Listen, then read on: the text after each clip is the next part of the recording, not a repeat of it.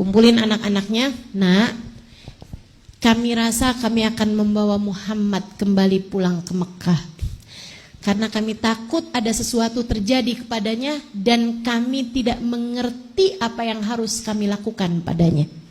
Kan bener, jadi istilahnya nih kayak semacam dokter, kita nih cuma dokter-dokter biasa nih, bukan dokter spesialis. Nih kayaknya perlu dokter spesialis dan itu adalah ibunya yang asli gitu kan. Jadi kita balikin ya nak, nah anaknya ngerti kan dikasih tahu kayak begitu. Sehingga akhirnya besoknya melepaskan Muhammad dengan hati penuh kerelaan. Ya udah ikhlas aja gitu nerimanya. Pulanglah. Saudara sekalian, itu adalah hari terakhir Abu Du'aib dan anak-anaknya yang lain ya melepaskan Nabi Muhammad alaihi wasallam, meskipun ada sebagian anaknya yang kemudian beriman kepada Nabi dan juga mengikuti ajaran agama Islam. Akan tapi itu bukan perjumpaan terakhir Halimah dengan Nabi kita Muhammad alaihi wasallam. Untuk waktu yang lama iya, akan tetapi berpuluh tahun sejak kejadian tersebut ya. Dan itu waktu Halimah nyampe ke rumahnya Aminah, Halimah pun menceritakan bagaimana kisah kejadian syaqqus sadar tersebut. Kemudian Aminah jawabnya kayak begini nih. Halimah, apa yang kamu khawatirkan pada diri anakku? Apa kamu khawatir anak saya ini diganggu kekuatan-kekuatan kayak jin atau apa gitu, makhluk-makhluk halus gitu? Katanya Halimah, semacam itulah Aminah, tapi yang pasti apapun yang terjadi kepada anakmu, saya khawatir kami tidak bisa menanganinya. Kami tidak bisa menghadapinya.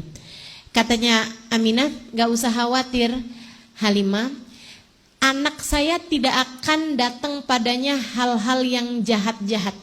Karena seperti yang saya ceritakan kepadamu, di masa kehamilannya, saya bahkan tidak pernah merasakan kesakitan sama sekali. Saya hanya didatangi orang-orang mulia.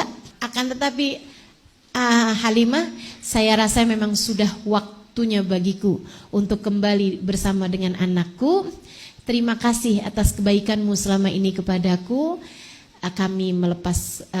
Maksudnya anak ini kembali kepada saya lagi dengan keadaan sehat, baik. Terima kasih atas semua yang kamu lakukan. Semoga Allah membalasmu dengan segala kebaikan. Gitu.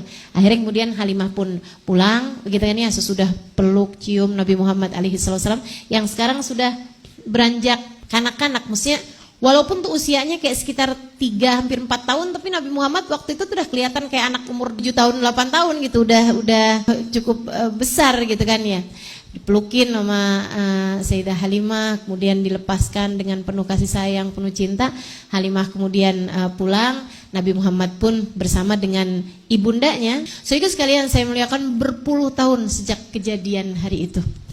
Satu hari Nabi Muhammad sekarang sudah tinggal di Madinah, diikuti oleh banyak kaumnya. Orang-orang Islam di Yathrib di Madinah sangat mencintai Nabi besar Muhammad sallallahu alaihi wa ala alihi wasallam dan mengikuti apapun aja yang diperintahkan oleh Nabi Muhammad alaihi wasallam. Di saat Nabi Muhammad berdoa, semua orang menengadahkan tangannya. Di saat Nabi Muhammad, para sahabat tuh bercerita, Nabi Muhammad tuh kalau wudu, bekas air wudunya tuh nggak pernah nyampe ke tanah. Semua orang rebutan sama bekas wudunya Nabi Muhammad alaihi wasallam, mencari keberkahan pada apapun yang ada dalam diri baginda kita Nabi besar Muhammad sallallahu alaihi wasallam.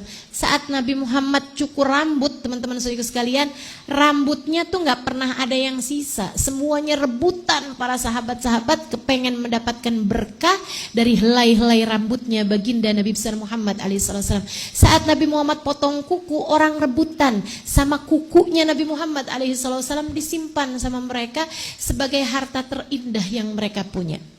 Meskipun tentu saja nggak ada yang dijual, bukan orang Indonesia. Sehingga sekalian, tuh para sahabat-sahabat Nabi Muhammad, ya tabarrukun, mereka ngambil berkah dari apapun yang ada dalam diri Nabi Muhammad. Suatu waktu, satu hari, Nabi Muhammad sedang ada di masjid. Ketika kemudian Nabi berasa, Nabi mulai jalan teman-teman, dan diikuti oleh para sahabat-sahabatnya. Berpuluh orang, bahkan beratus orang ikut jalan. Nih Nabi mau kemana nih? Nabi jalan-jalan, semua para sahabatnya ikut. Sampai Nabi Muhammad tuh jalan sampai keluar dari kota Madinah. Jalannya Nabi Muhammad jauh nih. Sahabat semuanya ngikutin tuh. Dari yang asalnya berpuluh sahabat sampai beratus sahabat, sampai ribuan sahabat nih pada ikut nih. Karena jalan Nabi semakin jauh kan orang, Nabi kemana nuh? Pada ikutan kan? Kayak gitu semuanya. Tapi untungnya ya, sahabat-sahabat tuh kalau Nabi Muhammad jalan apa-apa gitu, Nabi Muhammad duduk apa, nggak ada yang pada ngerepotin.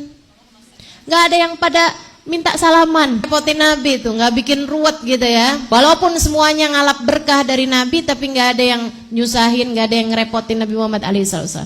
Sedikit sekalian yang saya muliakan, sampai akhirnya Nabi Muhammad berdiri dan para sahabat udah tahu tuh apa atau Nabi Muhammad tuh sebenarnya mau menuju kemana. Teman-teman sekalian, ada rombongan datang waktu itu mau menuju ke kota Madinah dalam keadaan mereka mau masuk ke dalam agama Islam. Nabi terus jalan-jalan sampai deket sama rombongan tersebut, kayak jarak beberapa meter gitu kan. Menunggu seseorang yang ada di dalam rombongan tersebut dengan tak sabar. Nabi Muhammad semakin dekat dengan rombongan tersebut, Nabi Muhammad jalannya semakin cepat kemudian lari. Nabi Muhammad lari sampai udah benar-benar dekat. Nabi Muhammad menghamparkan sorbannya di depan seorang perempuan tua. Nabi kemudian meminta perempuan tersebut naik di atas surbannya Nabi Muhammad. Perempuan itu naik di atas surbannya Nabi Muhammad. Nabi Muhammad memeluknya seraya berkata, Ummi, Ummi. Ternyata dia adalah Halimah As-Sa'diyah. Usianya kala itu 80 tahunan lebih. Ia sudah renta, ia sudah lemah badannya. Nabi Muhammad memeluknya erat dengan linangan air mata berkata, Ummi, Ummi, Ummi. Perempuan tua itu pun memeluk Nabi Muhammad yang pernah darinya manusia paling agung ini 2 tahun menyusu.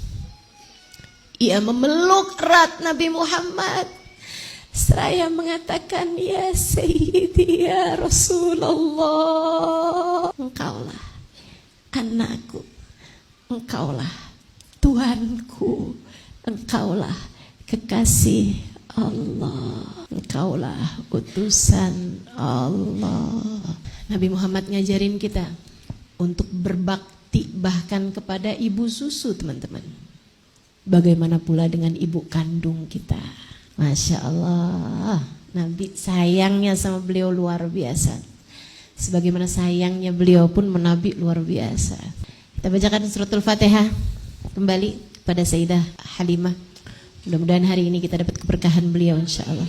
Beliau beriman pada baginda kita Nabi Muhammad alaihissalam, dan tentu saja beliau kelak nanti di hari akhirat juga akan menjadi perempuan-perempuan mulia, sebagaimana Allah telah menjadikan beliau mulia dari sejak di dunianya.